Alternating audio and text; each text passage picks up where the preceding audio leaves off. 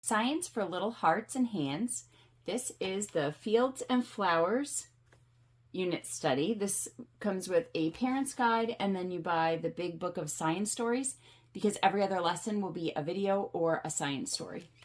Let's take a look inside. Time for a row page turner.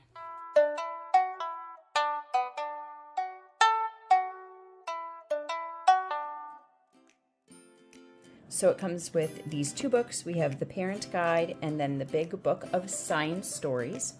This big book of science stories is $25 and the parent guide is $15. And then there are some other books in here that you'll see that they do recommend that you can get to go along with it if you would like. Here shows the contents.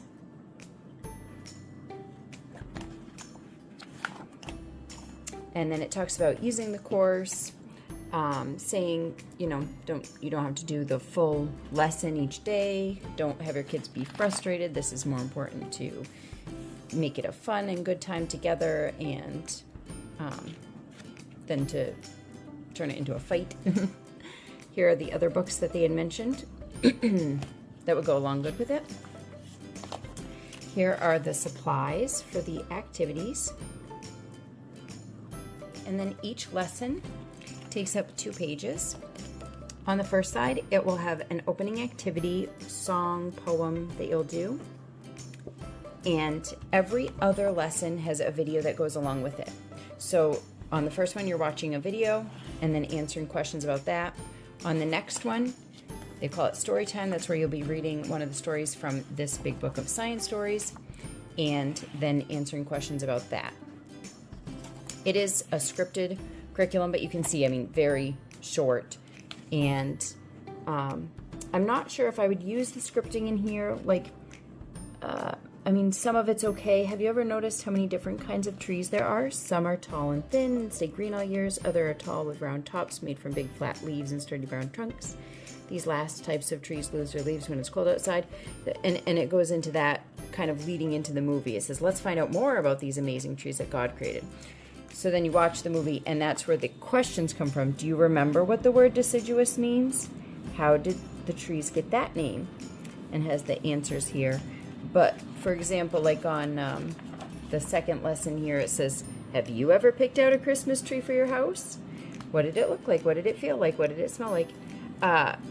Could be a little awkward as a mom to ask them that. So I might just kind of pre-read the few things on the page just to make it a little more personal for my family and say, what do our Christmas trees look like if we have them? Or if we don't, then it would be, when we're out in the woods, what do these evergreen conifer trees look like and smell like? And then at the end of every lesson, there's an optional activity as well.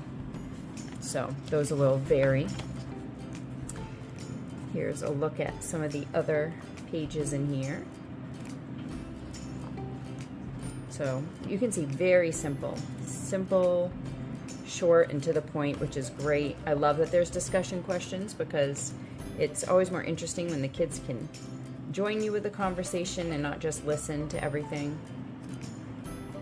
And I would say just have fun with this. Okay, and then let's look at the big book of science stories just so you can get an idea of what that's like. So, and it will tell you, like I said, every other lesson it will say which story you're going to be reading in here. As you're reading through, it does have like an actual storyline that's happening, but then it will insert these little factoids as well on the pages. Although there's information too built into the story. Like here he says, he holds up something thin and green. Most conifer trees have needle-shaped leaves. These needles are thicker and sturdier than other leaves, so they can survive cold weather. The needles store the sugar the tree makes in the summer, on and on. So even in the story line, they are teaching things, but there are these side points. So it's neat, and I could see this piquing some curiosity and holding the attention of kids with the good bright pictures that are there.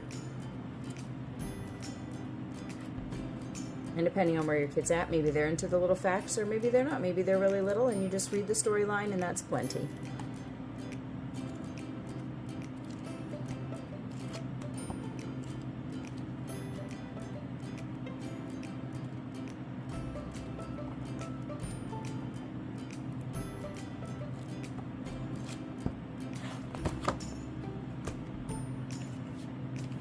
Well, I hope this look inside the Little Hearts and Hands Fields and Flowers science study was helpful for you. And remember that real life is messy and beautiful and better with books.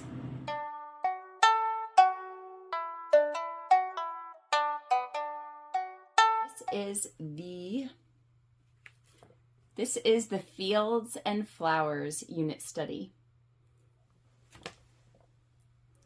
I don't even know what grades it's for. Science for Little Hearts and Hands.